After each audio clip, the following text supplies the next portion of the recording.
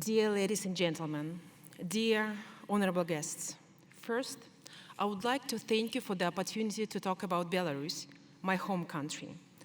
I follow every major news channel, newspaper outlets, but Belarus is not in the news for the almost of 2 years in regards of the situation with the human right.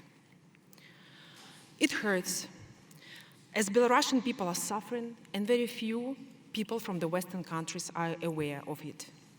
For several decades, Belarusians were asked who we were with, East or West, Russia or European Union.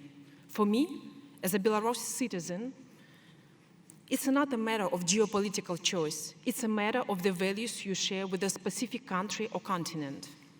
If you share democratic values such as the rule of law, freedom of speech, freedom of meetings, right to choose your government, the choice is obvious. You're with these countries. In 2020, so-called Belarus president reached the elections for the 6th time in a row. 3 major opposition candidates who were taking part in the elections, including my husband Valery, was refused a right to be registered. This is when me and Maria Kolesnikova, a representative of another opposition headquarters, we gave our support to only registered opposition candidate, Svetlana Tikhanovskaya. We continued our fight against Lukashenko. 3 women, 3 wives, leading the fight against the dictator. We got united under 2 simple principles. The principle number 1, to release all political prisoners. The principle number 2, to organize free and fair elections. Lukashenko lost the elections back in 2020. Thousands of people went out on the streets protesting for the peaceful protest. I was always amazed how autocrats support each other. Their solidarity is unprecedented. President Putin, being aware of the situation in Belarus that Lukashenko has no support amongst the people, was the first one to recognize Lukashenko as a president-elect. Later on, he allocated $1.5 billion in cash. This money was spent on law enforcement, on a punitive machine to beat, to torture, to murder Belarusians, to humiliate us, so we give up our fight for the future. Today, 4 years later, the overall situation in Belarus has significantly worsened. Against our will, our country was dragged into the war with Ukraine. It's a huge pain for Belarus people.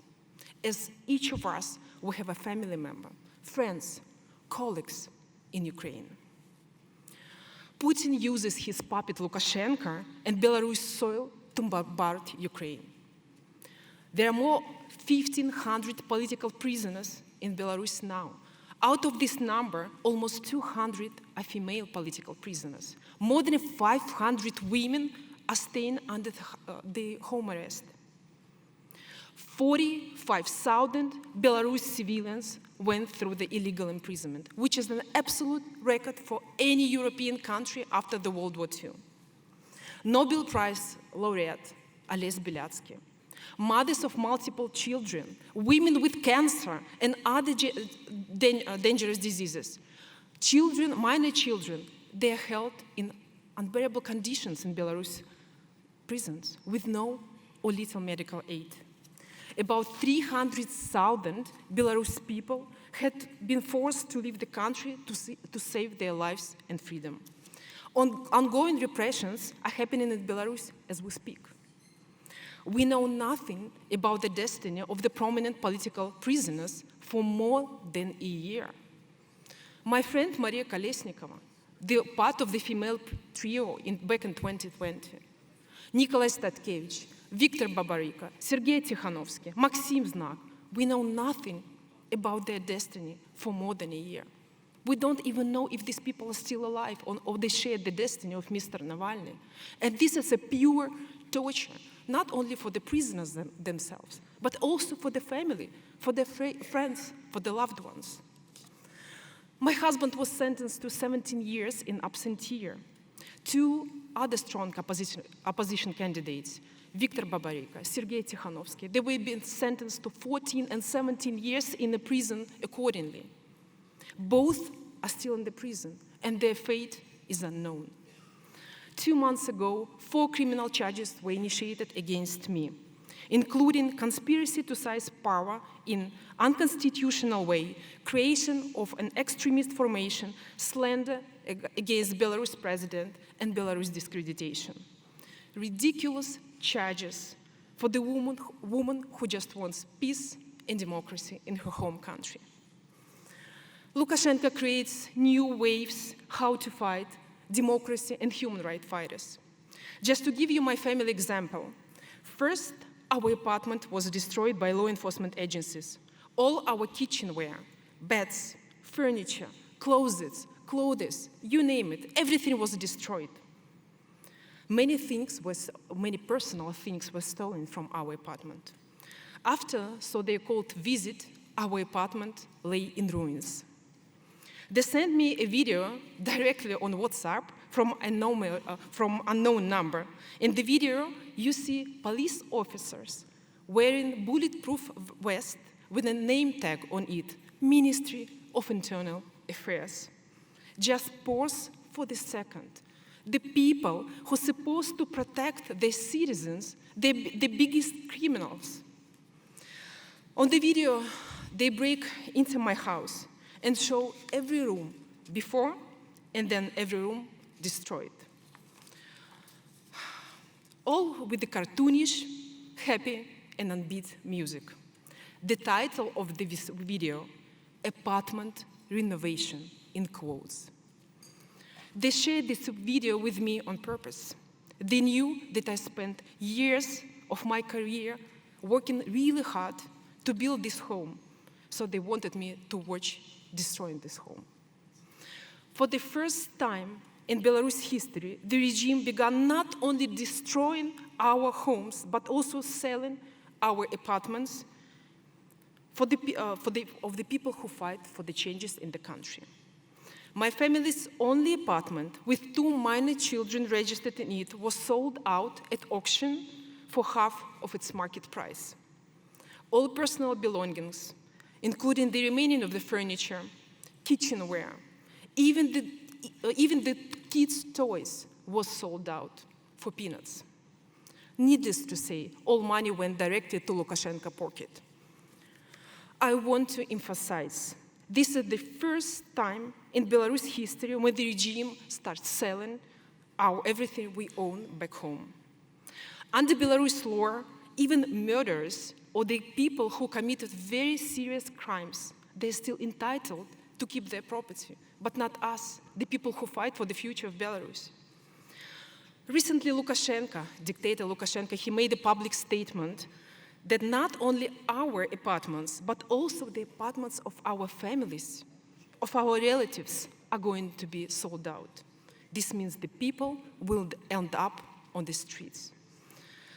If United Nations, if United States, European Union do not act accordingly, it means we can forget about democracy fighters in Belarus for decades, as nobody wants to raise their children and families to be thrown on the streets. For 6 months, Belarus Women's Foundation was collecting the testimonies of the women who suffered from Lukashenko regime, who was beaten up, who was tortured, who was illegally imprisoned. As a result of this work, we filed the case with International Criminal Court in The Hague. And guess what? Silence in return. We have written to ICC over and over again, but as we speak, there has been no response from ICC. Belarus is not part of the Roman Statute, nor is Russia. However, ICC General Prosecutor initiated a case against Putin, but there is no political will to initiate a case against Lukashenko. What a disappointment for the entire Belarus nation. We see that the Western countries has no political will in regards to Belarus whatsoever. On the contrary, Putin he has a political will. That's why he supports Lukashenko. That's why he allocates money. That's why he does everything to keep Lukashenko in power. The High Commissioner for Human Rights of the United Nations did a great job, absolutely amazing job, by collecting the testimonies of those who suffered from Lukashenko crimes. Do not keep these testimonies for yourself. Initiate a criminal case against Lukashenko. Use these testimonies. If you initiate a criminal case, it will put an enormous pressure on Lukashenko. He is a coward. He will be shaken. He will be afraid to fall asleep. This is the person he is. You need to do a concrete action. Social media tweets condemning Lukashenko or making appeals does not work and will not work for Belarus. This will not make any difference for the dictator like Lukashenko. As Lukashenko witnessed a very weak response from the Western countries, as he knows that he goes unpunished, he continues to worsen the life of ordinary Belarus citizens. We firmly believe if United Nations, if EU country, if the United States helped Belarus back in 20 or even in 2021, there wouldn't be a bloody war in Ukraine.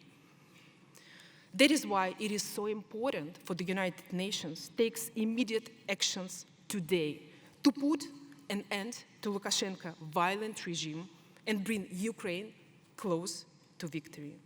Long live my beautiful Belarus. Glory to Ukraine. Thank you.